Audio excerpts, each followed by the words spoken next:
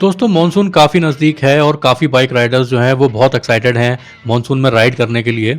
Riders पूरा पूरा साल वेट करते हैं मॉनसून का, क्योंकि इंडिया में कुछ स्पेसिफिक लोकेशंस है जहाँ पे मॉनसून में राइड करना बहुत ही परफेक्ट माना जाता है, जैसे कि महाराष्ट्र, कोंकण, केरला और कुछ लोग नॉर्थ में उत्तराखंड और हिमाचल के पहाड़ों में भी जाते हैं। पर दोस्तों बारिश का मौसम बाइक राइडर्स के लिए जितना सुंदर है उतना ही चैलेंजिंग भी है। हरी भरी सड़कें, अच्छे व्यूज और ठंडी हवाएं तो मिलती हैं, लेकिन उसी के साथ में कम विजिबिलिटी, स्लिपरी रोड, बाइक खराब होने जैसी प्रॉब्लम्स और पानी से भरे इंडियन रोड्स में कहाँ कौन सा गड्ढा है ये पता ही नहीं चलता। अगर आप रोज बाइक से ऑफिस जाते हैं या फिर वीकेंड राइड करते हैं या फिर मानसून में कोई लंबा टूर प्लान कर रहे हैं तो ये वीडियो आपके लिए बहुत इंपॉर्टेंट है। मैंने मानसून और बारिश में काफ़ी राइड्स की हैं और मैं जानता हूँ कि इसमें क्या प्रॉब्लम्स आती हैं। तो मैंने अपने एक्सपीरियंस से कुछ 15 टिप्स ऐसी निकाली हैं जो आपके लिए काफ़ी इंपॉर्टेंट होंगी अगर आप मानसून में राइड प्लान कर रहे हैं। तो ये टिप्स आपके लिए काफ़ी फायदेमंद साबित हो सकती हैं, तो वीडियो को प्लीज़ एंड तक देखिए। दोस्तों सबसे पहला और सबसे इंपॉर्टेंट पॉइंट जो है वो टायर्स। टायर्स हमारी बाइक का सबसे इंपॉर्टेंट पार्ट होता है और काफ़ी सारे लोगों को टायर्स चेक करने नहीं आते। तो मैं आपको बताता हूँ कि टायर्स को आप किस तरह चेक करें।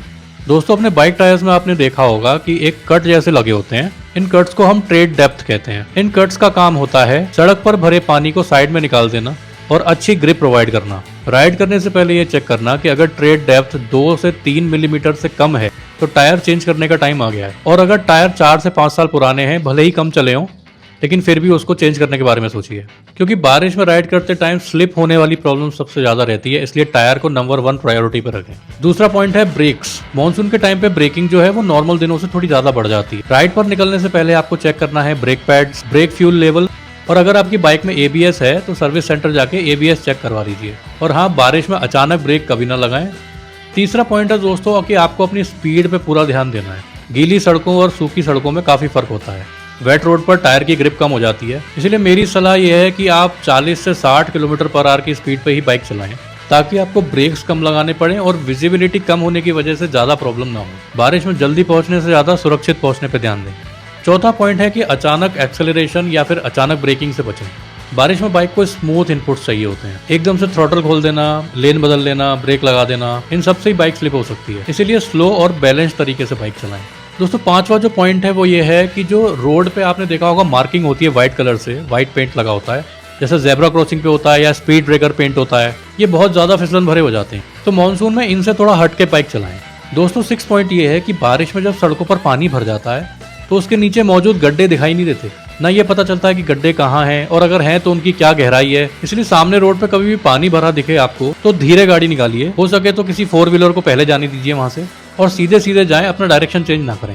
कभी कभी छोटा गड्ढा भी काफी गहरा निकलता है। ये गलती मेरे साथ भी हुई थी।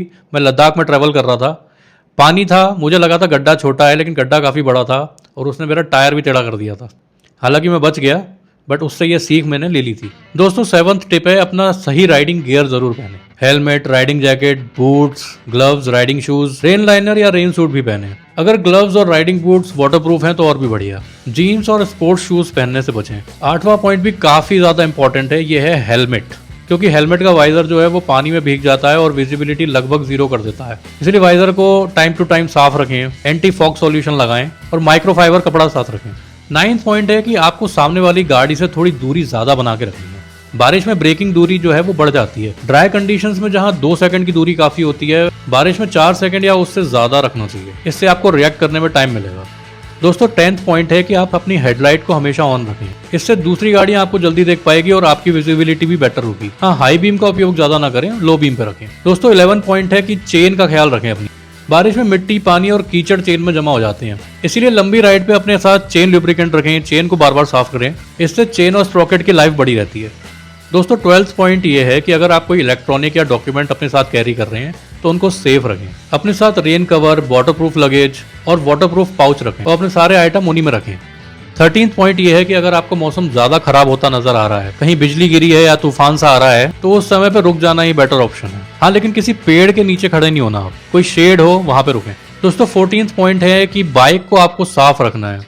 किसी बारिश की राइड के बाद बाइक इतनी गंदी हो जाती है कि शायद आपको पहचान में भी ना आए, इसलिए उसको साफ पानी से धोएं, कीचड़ हटाएं, चेन को ल्यूब्रिकेट करें। दोस्तों 15th पॉइंट है कॉन्फिडेंस। अगर आपको खुद से मौसम ज्यादा खराब लग रहा है और आपको लग रहा है कि इसमें मैं ट्रेवल नहीं कर पाऊंगा, राइड नहीं कर पाऊंगा, रोड खराब है, विजिबिलिटी कम है, कोई भी राइड आपकी सेफ्टी से ज्यादा इंपॉर्टेंट नहीं है, तो दोस्तों ये कुछ 15 टिप्स है जो मैंने अपनी राइडिंग एक्सपीरियंस से बनाए हैं। अगर आप इनको फॉलो करते हो तो आपकी राइड जो है वो ज्यादा स्मूथ, ज्यादा एंटरटेनिंग और ज्यादा मजेदार होगी। अगर आप अपनी मॉनसून राइड प्लान कर रहे हैं तो कमेंट में जरूर बताएं। ये वीडियो आपको पसंद आया हो तो चैनल को लाइक, शेयर और सब्सक्राइब जरूर करें। मेरा नाम है मेघ। अब मिलते हैं अगली वीडियो में।